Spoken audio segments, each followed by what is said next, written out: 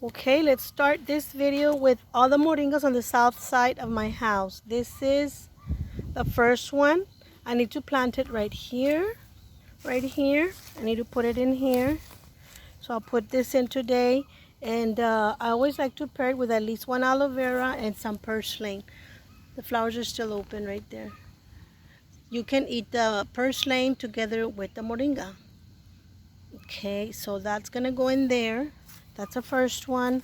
And then this one is like 2 feet high. It likes it there. It's doing really good. I put some compost, some leaves there, so it can compost right there. That's then this third one, it's really small. All these I put like maybe last month here.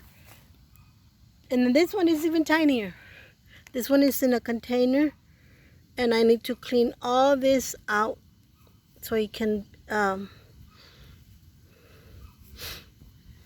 have more space to grow. And then we have this tall one. This is like 4 feet, 3 feet, and it really likes it here. It's doing really good. And then this other one is doing really good here, and it's paired with an aloe. I'm gonna put an aloe with all of them maybe. This one has a little cactus friend right there.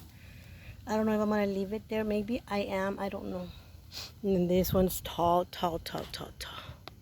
And this one, I had to tie it down because it was going to the side. So it's getting some growth on the sides here. That's good. And then we have this one, has a lot of yellow, but because it's got a growth spurt right there, so it's doing really good. And then this one is doing also really good. It's like 2 feet high. Really likes it there. And then there's this one here with some purslane. Small, tiny. I just put this one in right now, like an hour ago. That's another one. They can be close together. They're like 2 feet apart right here. 1, 2, 3. That's all right if they're close together. This is taller. And then we're gonna skip over to this one here. This one took a long time for it to get leaves, and then it's been a while. Maybe somebody stepped on it, I don't know. This has been struggling for a little bit. And then we have this tall one right here. This is tall. It's doing really good. Has some yellow leaf here. Doesn't need to be here. And then we have the big ones. These are like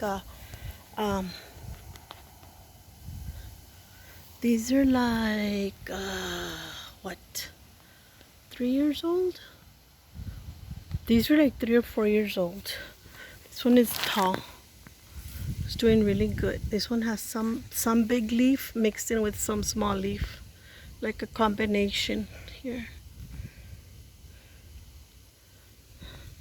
And then we have this one here. It's also tall. Well, not tall, like maybe 6 feet. And it branches out. And then we have this other one right here. And this one's getting some growth here. And a lot of growth here. I chopped it down here, so it's getting a lot of growth. And this is the only one that has flowers. From all the moringas that I have, from like 200 of them, this is the only one that has flowers. It's kind of late maybe for it to be having flowers, but it has a lot. Look. And there's a bee right there, so that's great. And then this one here has a lot of branches going every which way. I don't know. I keep cutting it, but. And then this one, so green. This one got slanted by the hurricane, and I couldn't straighten it in time. All this is new leaf. Look at these. All this new leaf, and they're very fresh. If your garden is not thriving with all the vegetables that you need and fruits, this can take their place. This can take their place. There's this other one here that I chopped here. And it's thriving right here. It's doing really good. And we have this one. right here. It's tall. This is also sprouting new leaf, and then this is the last one I have here. This one here also chopped right here, chopped here and here, and it's all getting new leaf right here. And just cut them if you don't want them that tall. And the reason that we have the moringa is this reason. This is the reason, because if you're not really good at gardening other vegetables and stuff,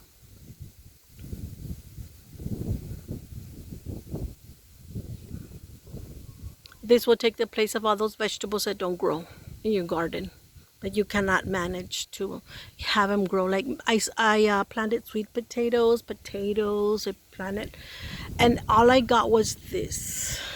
Ta-da! Sweet potato. What? Is that a sweet potato? Look how tiny it is. I think my thumb is bigger than that.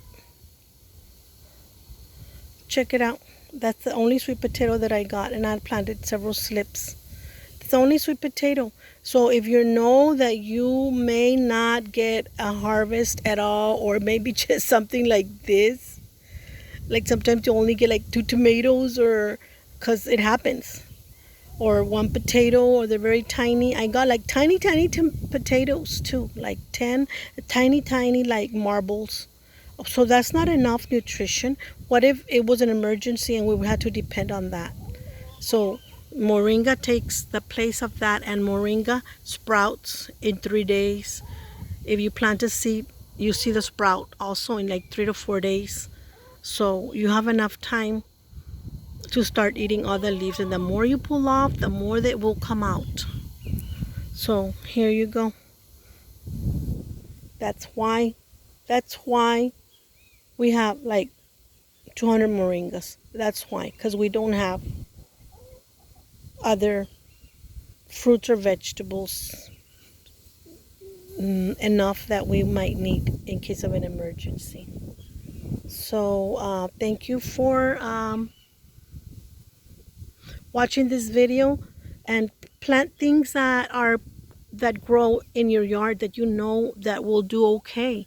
Like if you know that your potatoes do really good, your sweet potatoes do really good, or turmeric, your ginger, well then you plant that. Moringa does really good because we have sandy soil, and they like a good draining soil. So, and then I have all the leaves for compost, and all the branches that I can get for compost. So that's really good. That's really good to have. And so plant what you see is thrives more in your wherever is your places, your containers, in your yard, in your wherever you're planting. So plant whatever it is that thrives. If it's cactus, nopales, well then do that. I have the cactus, I have thrives here, purslane thrives here, the wood sorrel, I have it all the time. The moringa does really good. What else? We have, of course, the herbs, rosemary. What else? Basil.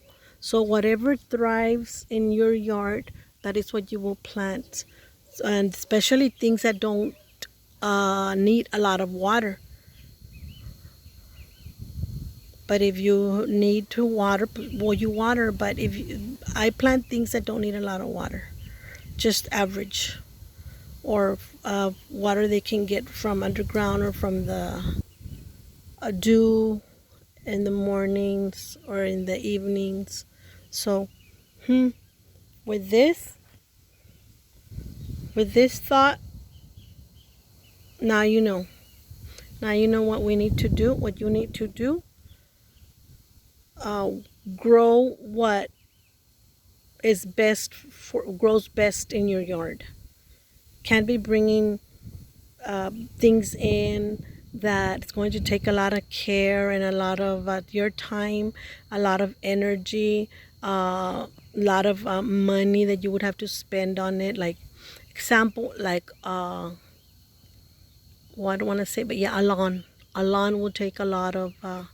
But if you want a lawn that's green and pretty, well, you need to mow it and buy the gasoline, have a lawn mower, get somebody to mow it if you can, and it's just endless, endless, endless. So, thank you for joining me with this video, and I'll show you the moringas that are growing in my raised bed, which is old refrigerator, on the next video. Thank you so much.